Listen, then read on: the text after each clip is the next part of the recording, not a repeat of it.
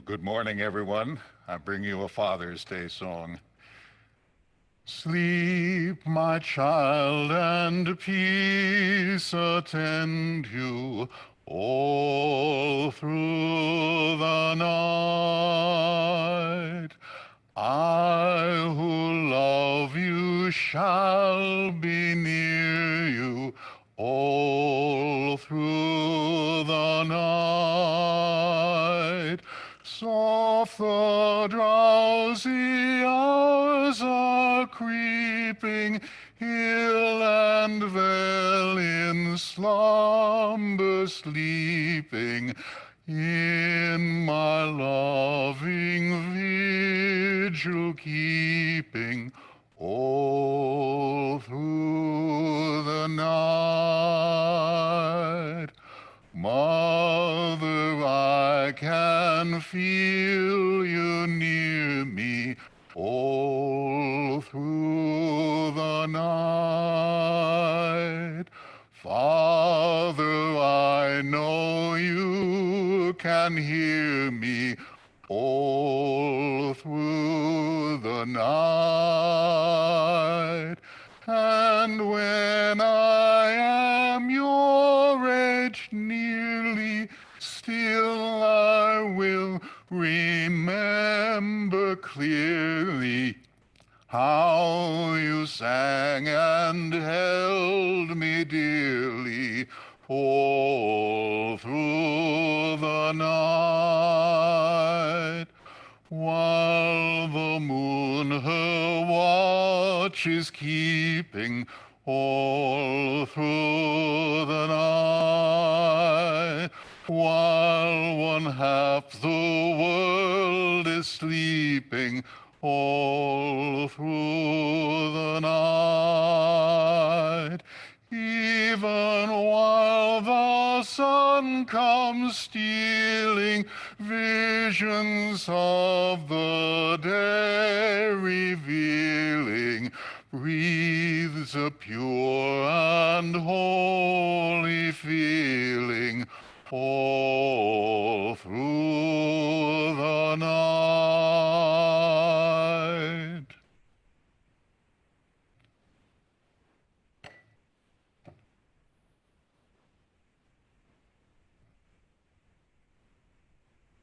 And I'm thinking someone from the board has welcome and announcements.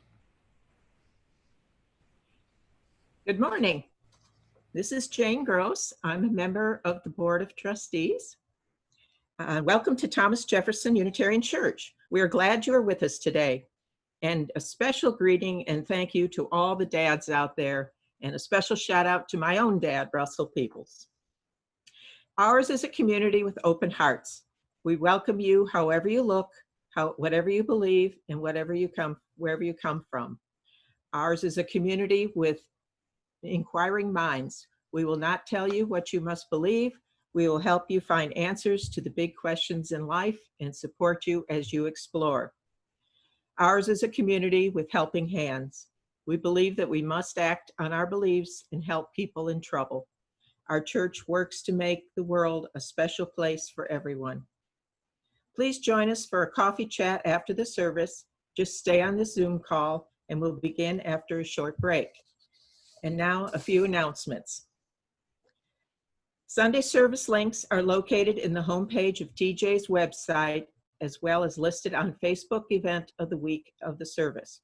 You will not need to wait for an email the Friday before. Black Lives Matter signs are available. In October 2015, TJ voted in support of the Black Lives Matter justice movement. The Social Justice Committee has sourced Black Lives Matter yard signs that can be picked up at the TJ office for a $25 donation to Louisville Showing Up for Racial Justice. Please call the TJ office before you pick the sign up to make sure one is available for you. TJ is asking all TJ members and friends to check their current contact information in our website membership directory. All the names that you found in your printed directory are now listed on the website directory, plus new members have been added since the last printing. but we need to make sure that you have checked the accuracy of your listing.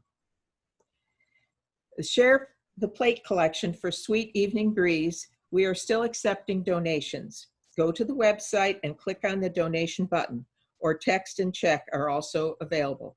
Call the office with questions. And a special welcome to Brody Brennick, our new audiovisual technician. He will help us navigate this new world of living in boxes. Thank you. All right, this is an interesting experience. Looks like Jane had a lot to say, but we couldn't hear anything here. Well, good morning again in any event. Please join me, if you can, in our words of chalice lighting.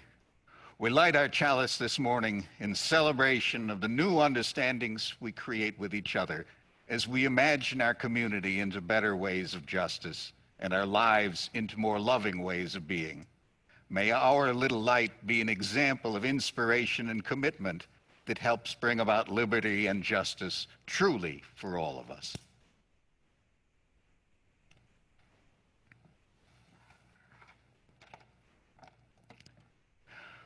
Well, I'm glad to be here, though it's a little strange to be back, both because of the long gap since I've last preached and because, except for the handful of folk here, I'm talking to all of you through Zoom.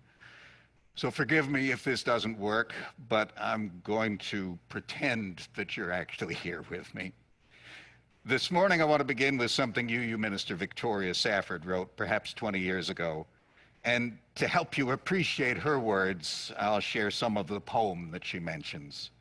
Nobel Prize-winning poet Seamus Heaney wrote, "Human beings suffer. They torture one another. They get hurt and get hard. No poem or play or song can fully right a wrong inflicted and endured. The innocent in jails beat on their bars together. A hunger striker's father stands in the graveyard, dumb. The police widow in veils faints at the funeral home. History says, don't hope on this side of the grave. But then, once in a lifetime, the longed-for tidal wave of justice can rise up, and hope and history rhyme.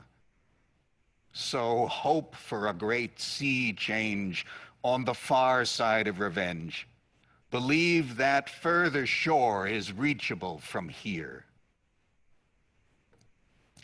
This is what Reverend Safford had to say.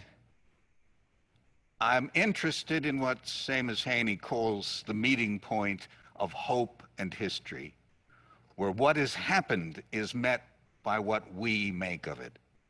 What has happened is met midstream by people who are, among the multitude of things we are, spiritual beings, and all that implies of creativity, imagination, crazy wisdom, ancient wisdom, passionate compassion, selfless courage, and radical reverence for life. And love for one another, absolutely. And that love that rises out of us for something larger than ourselves, call it what you will. I am interested in that place, the places where history is met by the hope of the human soul, life's longing for itself. I'm interested in hope on this side of the grave, for there is no other kind for me. And in that tidal wave of justice that could rise up, if only we would let it. I'll come back to that in a little while. Right now, I have a story to share with you. One of my all-time favorite books is The Once and Future King. It's the version of the King Arthur story is told by T.H. White. It was used by Walt Disney for the animated film The Sword and the Stone, and by Lerner and Loewe for the musical Camelot. The familiar story begins with Arthur as a child. Arthur has been taken to the good knight Sir Ector to be raised as Ector's own son along with Kay. Only Merlin, the elderly wizard, knows about Arthur's destiny. Everyone else calls him Wart, Everyone, including Wart, thinks that he'll grow up to become Kay's squire, Kay's assistant. Merlin comes along to be Wart's tutor and uses his magic to transform the young boy into different creatures, into a fish, an ant, a hawk, and a goose, among other things. The Disney movie makes the transformations more silly than the book. Wart learns different lessons. Remen's summary has it, as an ant, he learns that great things are accomplished little by little. As a hawk, he learns that once you take hold, never let go. As a fish, that your strength is in your backbone. After some years go by, Kay becomes Sir Kay, a knight, and Wart is his squire. Wart goes with Kay to Kay's first tournament, which turns out to be the one to decide who will become the new King of England, the old one having died, apparently without an heir. Well, it turns out that Kay and Arthur forgot Kay's sword in the inn where they were staying, so Wart is sent back to fetch the sword. However, because everyone's gone to the tournament, the inn is locked up and the sword can't be reached. Just as all seems hopeless, though, Wart sees a strange thing. A sword stuck through an anvil into a stone sitting in front of a church. Wart imagines that it's some kind of war memorial, figures no one will mind or even know if he borrows the sword for Kay. So he steps up to the sword, grabs its hilt, and tries to pull it out. No good. Stuck fast, thinks Wart to himself. He tries again with a better grip, and again, nothing. Then Remen says, so here is Arthur's moment. The opportunity of knowing at last his life's purpose and who he really is. Suddenly, with a rustling of wings and a scampering of feet, with a slithering, squeaking, growling, cheeping, and baaing, the empty square fills with the spirits of all the creatures who have generously shared the wisdom of their own lives with Arthur, who have loved him over all the years and who have made him their friend. The badgers and the nightingales, the hares and falcons and fishes, the hedgehogs and griffins are there, the hawk and the owl and the corkandrill, even the wasps and the ants. Long gone from his life, they're nonetheless with him, supporting and encouraging him, reminding him of the experiences they've shared together that have made him ready for this moment. And strengthened by their love and by what he has learned from them, he reaches forward a third time and pulls the sword from the stone as if the stone were butter. Remen argues that each of us will have times in our lives when our true identity, not as the King of England, but as who we are really called to be, will be offered to us.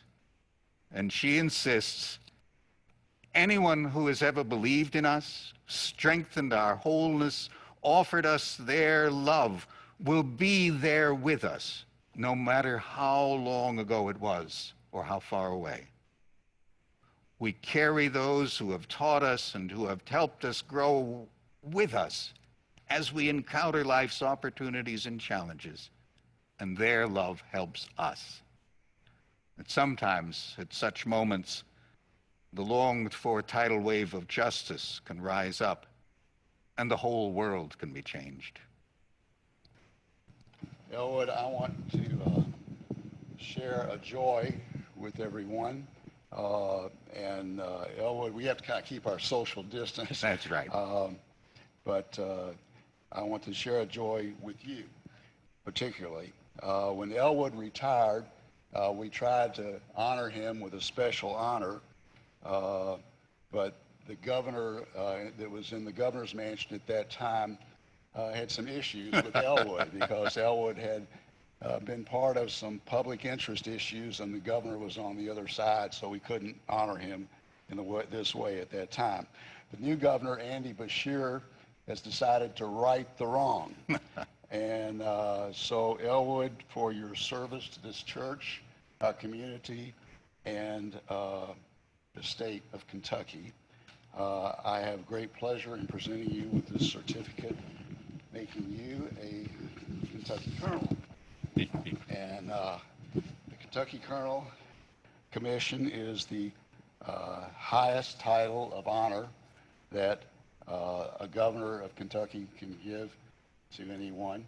And we're certainly glad that you're getting it at this time, although a little delayed. We try to get it to you.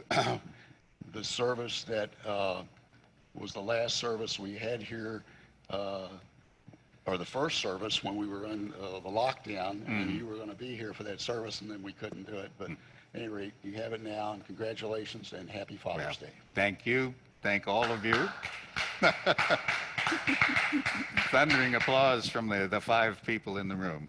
I'm a named plaintiff still in a lawsuit against the state of Kentucky that indeed the former governor was on the other side of. All right, well, speaking of governors and such, primary day is next Tuesday. I hope you have your absentee ballots and you've already mailed them in. I believe you can still take your absentee ballot to the Edison Building or to the Exposition Center to put it into a drop-off box. Check with the Jefferson County Clerk's page about the primary election. If you're voting in person at the Exposition Center, 6 a.m. to 6 p.m. Tuesday. Part of the strangeness of today is asking for an offering when nobody will be actually passing the plates here. So I hope that you will take this whole service to be an appeal of support for TJ. I saw the appeal last week that John Henney made for the Share the Plate collection and went to the website on Monday to give. It worked just fine. So I hope that you'll find the time too today or whenever to give on the website. To add to our strangeness, I've found a song to share with you, one that you probably haven't heard. It's by Malvina Reynolds. I never met her, but I knew people who knew her when she went to the First Unitarian Church of Berkeley. She was a folk musician who wrote songs like Little Boxes, What Have They Done to the Rain, and Magic Penny. This isn't one of her commercially successful songs, but given what's happening now, I think it's a reminder of some things that have been going on for a long, long while. I think Reynolds wrote the song in 1968. That's the copyright. She would have been 68 years old. And my version of her tune is only approximate. It isn't nice to block the doorway. It isn't nice to go to jail. There are nicer ways to do it, but the nice ways always fail. It isn't nice. It isn't nice. You told us once, you told us twice, but if that is freedom's price, we don't mind. It isn't nice to carry banners or sit in on the floor or to shout our cry of freedom at the hotel and the store. It isn't nice, it isn't nice. You told us once, you told us twice, but if that is freedom's price, we don't mind. We have tried negotiations and the 3-man picket line. Mr. Charlie didn't see us, and he might as well be blind. Now our new ways aren't nice when we deal with men of ice. But if that is freedom's price, we don't mind. How about those years of lynchings and the shot in Evers' back? Did you say it wasn't proper? Did you stand out on the track? You were quiet just like mice. Now you say we aren't nice, but if that is freedom's price, we don't mind. It isn't nice to block the doorway. It isn't nice to go to jail. There are nicer ways to do it, but the nice ways always fail. It isn't nice. It isn't nice. But thanks for your advice, 'cause if that is freedom's price, we don't mind, we don't mind.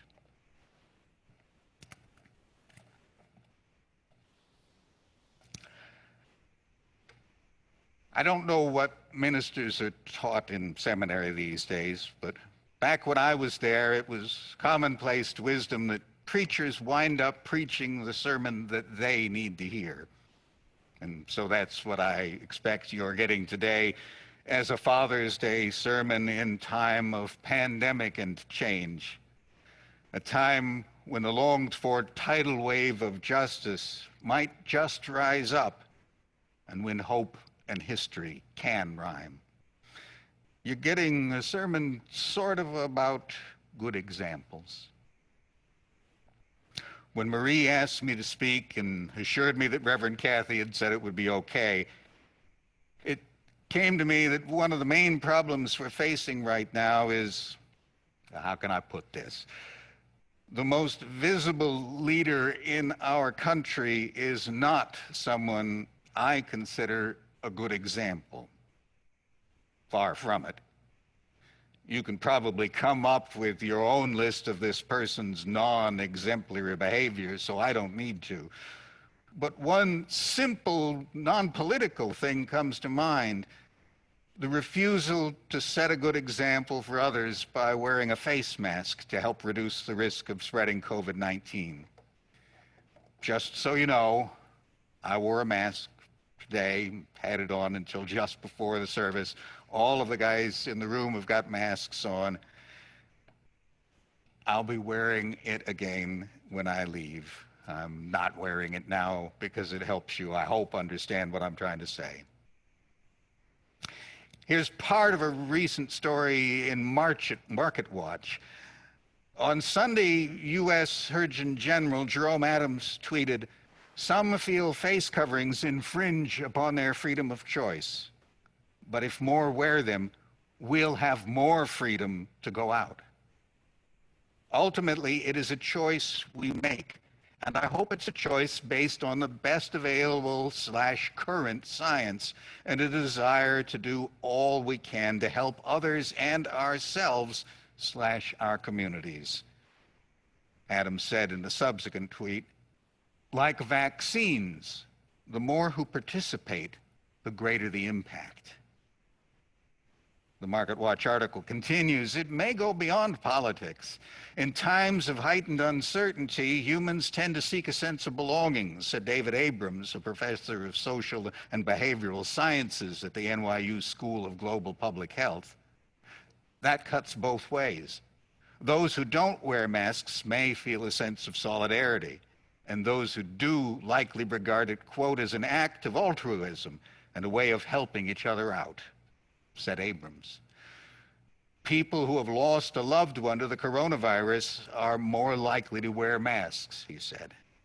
Thinking about real people and personalizing coronavirus gets at the emotion of altruism and nurturance. You side with the tribe that wears masks and you go on. You say, I want to be a part of this. If common sense prevailed, all Americans would wear a face mask, Abrams told Market Watch. But in light of heightened uncertainty, strong emotions override rationality, and we look to leaders for guidance. Notably, the article says, President Donald Trump and Vice President Mike Pence have been reluctant to wear and have refused to wear masks in public.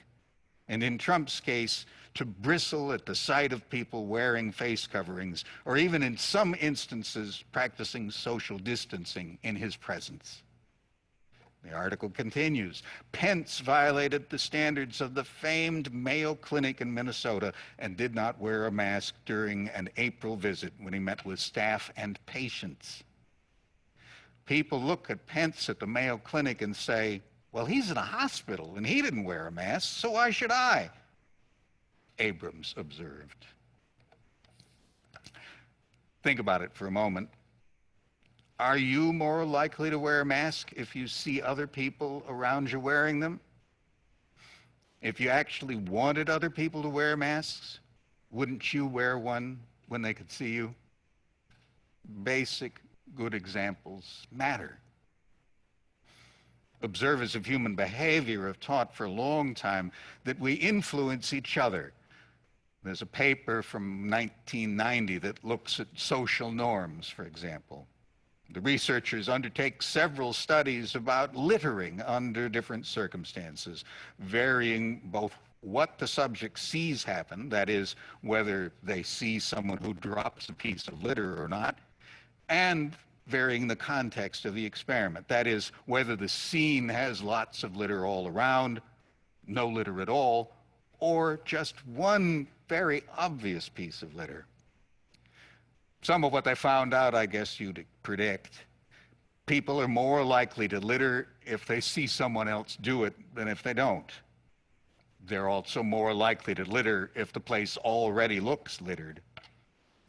But the context with just one piece of obvious litter turns out to be the one in which people are the least likely to litter. Apparently, seeing one bad example as being out of place serves as a reminder not to litter even more than a completely unlittered space does. And if you're wondering, most people, most of the time, don't litter when they're given a handbill while they're busily on their way somewhere. The one exception, when a majority of people litter, happened when the subjects were in an area that was already litter all around, and they saw someone else, planted by the experimenters, drop the handbill on the ground and walk away. 54% of the subjects in that version of the experiment dropped their handbill on the ground, in comparison with only 6% of the subjects who were in the very same place, but when all the litter had been cleaned up and who weren't exposed to someone who was actively littering. Examples influence us. I think on the way driving here this morning, the Hidden Brain Show was talking about the hidden influences. The scientists concluded that norms, so-called, have an impact on human behavior.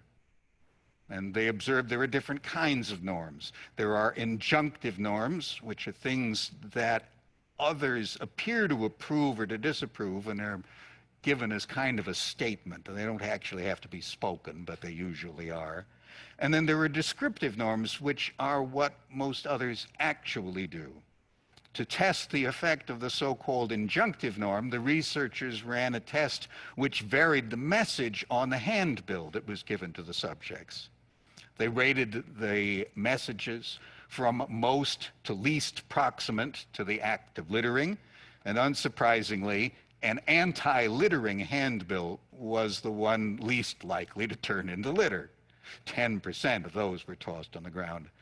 The least proximate piece, a flyer saying something about it's going to be Arts Month soon, that was the thing that most got thrown away onto the ground. 25% of them, more than twice as many as the anti-littering messages. Traditionally, I would guess that both churches and fathers have tended to be known more for their injunctive norms than for their descriptive ones. That is, churches and fathers probably come to mind more for what they try to tell people to do or not do than for the examples they set. But it's been suggested for a long time that actual behavior, not mere words, matters more. Our own Ralph Waldo Emerson observed in his essay called The Oversoul, "That which we are, we shall teach. Character teaches over our heads." And later he wrote, "Don't say things. What you are stands over you the while, and thunders so loudly that I cannot hear what you say to the contrary." All of this has been simplified now into a poster that's attributed to Emerson. "Your actions speak so loudly, I cannot hear what you're saying." That seems to me to apply to face masks and many other things. Your actions speak so loudly, I cannot hear what you're saying. People who give advice to parents tend to echo Emerson. His life coach, Bruce Van Horn. Kids don't care how many sermons you preach to them. The only sermon they'll hear is how you live your life in front of them. Well, that's not completely true, of course. Parents have, from time to time, been surprised to find out that their children were actually listening, just as it turns out that congregations can surprise ministers. I think writer Rochelle Goodrich put it more correctly when she says, "You can't make me be nice. You can't make me be good. You can't make me believe. But your example, your kindness, your patience, and your love will affect me, perhaps enough that eventually I may choose to do those things too." Here's where good examples come in. It's not that we can control behaviors either by telling people what to do or even by the example we set, but our words and even more our deeds impact how others both feel and act. Emerson's friend Thoreau put it this way, using the gendered language of his time: "If you would convince a man that he does wrong, do right. But do not care to convince him. Men will believe what they see. Let them see." That, I think, applies again to masks and more. Good examples don't have to come from famous, important people. They come from any of us, from all of us. The goodness of the example can give it its power. Emerson published a collection of essays he called Representative Men. It included essays on such luminaries as Plato, Shakespeare, and Goethe. But Emerson begins the series with an essay called, quote, Uses of Great Men. And that essay winds up saying, great men, the word is injurious. Now, Emerson's not renouncing sexist language. That comes on later. But instead, he rejects the idea of lifting up only some as great. I think that's why he called the whole series Representative Men rather than Great Men. He says that whatever is lifted up about those who are regarded as great, as heroes, can actually be found in all of humanity to some degree, so that it isn't individual heroes that matter as much as the true ascension of our love. That is, what matters is what lifts us all up. Emerson suggests, I believe, that we look for good examples to feel their echo and their call within ourselves. That's how we know it's a good example, if it speaks to us, if it touches us. And what is really great or good is that which winds up shining through all of us ultimately.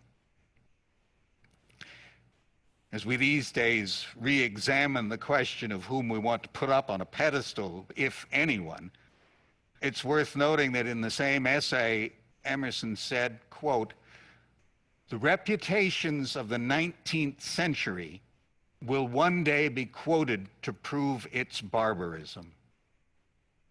That is, Emerson expected that humanity would continue to grow up, continue to improve upon what it had been shown by the past.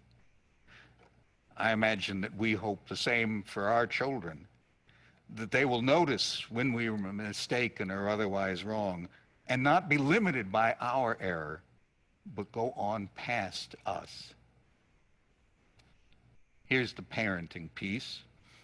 The original book, called Freakonomics, has a chapter called What Makes a Perfect Parent?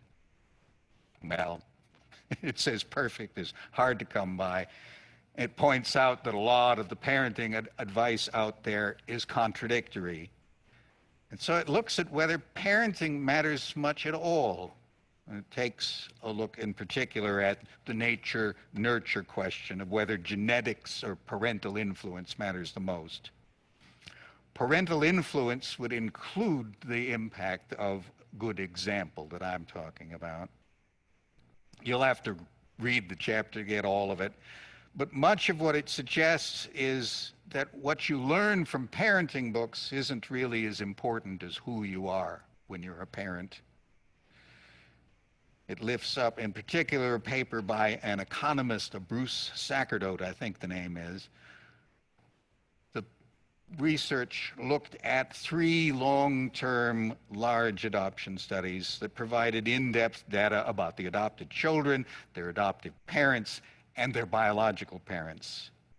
The studies showed that the people who adopted children tended to be better educated and more highly paid than the people who put their children up for adoption.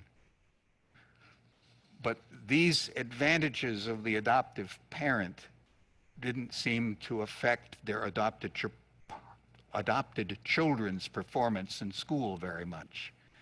Specifically, the book says that, quote, any influence the adoptive parents might exert is seemingly outweighed by the force of genetics, at least as far as original experiences in school and going through school. But the story continues. Sacerdote found the parents were not powerless forever. By the time the adopted children became adults, they had veered sharply from the destiny that IQ alone would have predicted. Compared to similar children who were not put up for adoption, the adoptees were far more likely to attend college, to have a well-paid job, and to wait until they were out of their teens to get married. It was the influence of the adoptive parents, Sacerdote concluded, that made the difference. I believe the example of parents who went to college, who had significant employment, who waited until they were out of their teens to marry, and much more, would of course have an impact. People are affected by what they see and by how the people around them live. We're examples for each other. And the groups we choose to identify with matter in what we are becoming and in what we become. The thing is, each of us know that we have areas where we may not be good examples, and examples times when we are. One counselor tells of a 36-year-old parent with complaints about their son. He watches too much television. He eats too much. He's lazy, says the parent. Well, why does the parent allow this? The counselor wants to know. Well, it turns out that the parent watches too much television, eats too much, and is lazy too. But that counselor doesn't let the parent give up. The counselor explains, you have to set limits. And when they say, you don't do that, show them mercy for their human failings, as you expect mercy for yours, but tell them, you're right. I should do better, and I'm working on it. And I want you to try to do better because I love you, and I want what's best for you. That is, the grace in this system of examples seems to be that we don't need perfection to be a good example. Our caring, our love can matter even when we've fallen short of what we'd really want to be. Being a good example of a human being trying their best can be pretty powerful in itself. Mary Pfeiffer, whom you may know from her book Reviving Ophelia, wrote, Americans have always looked for great wisdom in individual heroes, and we've been disappointed when those heroes are all too human. But she continues, echoing Emerson, wisdom is not an individual characteristic. Rather, it emerges from conversations between people about what is most important in their lives. In this sense, whenever we join with others to approach our situation honestly, we begin to create wisdom for our community. That, I think, is one of the reasons for a church like this one. Choosing to join with people who have chosen to work on being better people makes a difference. And we know none of us has the whole truth, the final answer. We are committed to a free and responsible search for truth and meaning. So this church won't tell you that all of the answers can be found in the Bible or in anything else that has come before. Instead, our faith teaches that together we can find ways to understand more and to do better. That might involve raising disturbing topics and questioning old assumptions. It might require facing things that we thought we wanted to ignore. Alone, we might well be tempted to just keep doing what it seemed good enough. But together, we challenge each other and help each other grow. That's the point of not having a single answer book. Our UU principles call us to cultivate a mind that is open enough to change from time to time. It may not always feel nice, but as Malvina Reynolds suggested in the offertory, the price of freedom can involve taking the trouble to notice a problem and to work on change. For example, TJ is looking at some of the issues of systemic racism and white fragility that plague our time. And some of that looking doesn't always feel nice or comfortable. I won't go deep into that today. I'm glad to see that Reverend Dawn has several things happening to engage you with those concerns. Take her as a good example. One of the basic issues all of us face is that we need help discerning who the really good examples are who call out the best from us. And we need to pay attention because good examples for us can change as we do. And it's through testing out our new understandings in a supportive community and seeing if they really fit us better that we can be more assured of the direction that we're trying to go. When I think of good examples, folk in this congregation always come to mind. It's Ann Dorsback's birthday, so I'll mention her. Decades ago now, she and Ann Adamek figured TJ could use its facilities for more than just itself and worked to get the church weddings and other rentals from outside our congregation. Ann Dorsback, inspired by her Jewish roots, the book of Isaiah has God say, "My house shall be a house of prayer for all nations." Ann Dorsback worked to invite people from different religious traditions here so that we've had Islamic graduation services and Hindu weddings in this very sanctuary. We were one of the first places in the state to advertise that we would do Holy Union services back before same-sex marriages were recognized as legal. Another person comes to mind, Pat Webb, who recently suddenly died, was also an inspirational example. She would diligently, quietly connect with people. She'd check on how they were doing. She'd start conversations that might help someone see that maybe they could use some help.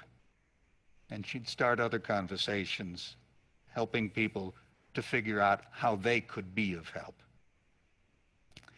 These two women, and so many, many more of you, set an example of how to make the interdependent web stronger, healthier, better for all of us. Again, you no doubt have your own list of folk. And the more you know of the people involved with this place, the longer and more inspiring your list is likely to be. Ultimately, though, we wind up carrying each other with us. Remember the once and future king, the wisdom, the encouragement, the sharing, the lessons.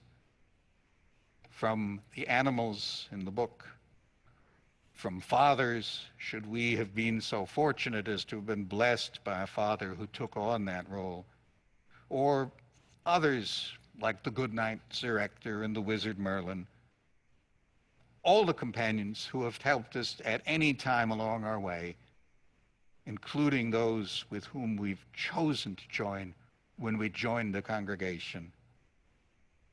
All that was shared with us helps us as we engage the world and meet the moments with which we are presented. The message of a place like this is that good examples can help each of us to be better examples, and so help a better world come into being. So sit down and talk with each other in person when that becomes possible, and through all the wondrous devices that make distance community doable in the meantime. And I'll bet you'll find things that challenge you and get you to think, things that inspire you to do something, to give something, to be something more. That's ultimately what we ask of a church, I think, that it help put before us good examples that call to us and inspire us to be our best selves and to help make hope and history rhyme.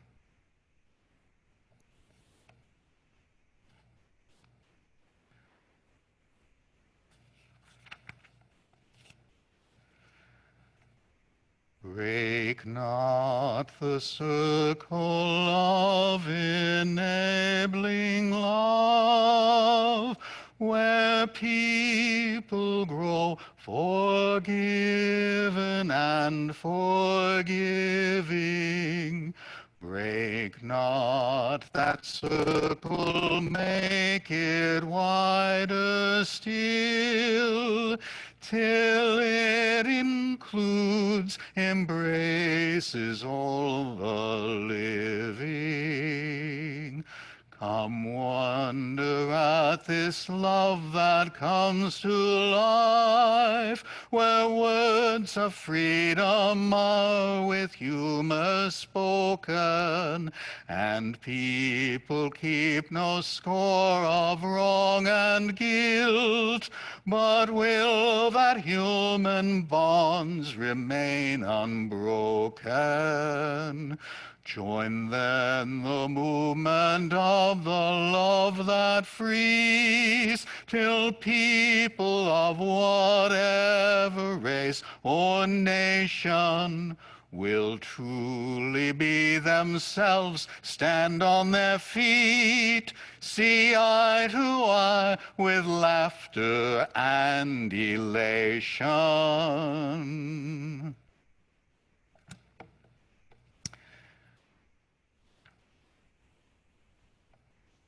I'll use Martha Capo's words to extinguish our chalice.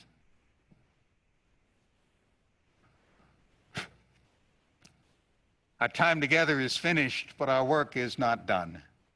May our spirits be renewed and our resolve strengthened as we meet the challenges of the week to come. This chalice is extinguished until we ignite it again with the spark of our communion.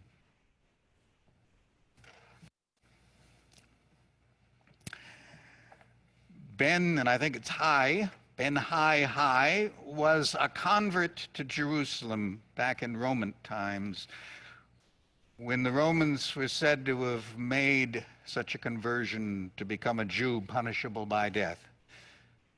Hai, H-E-I, is an Hebrew letter, so Ben Hai means something like son of H-H. It was a pseudonym used to keep his identity safe. He may have been the first person to say, no pain, no gain, but I close with something else attributed to him. We are here to do, and through doing, to learn, and through learning, to know, and through knowing, to experience wonder, and through wonder, to attain wisdom, and through wisdom, to find simplicity, and through simplicity to give attention, and through attention to see what needs to be done. May we help give each other the strength to do what needs to be done. So let it be.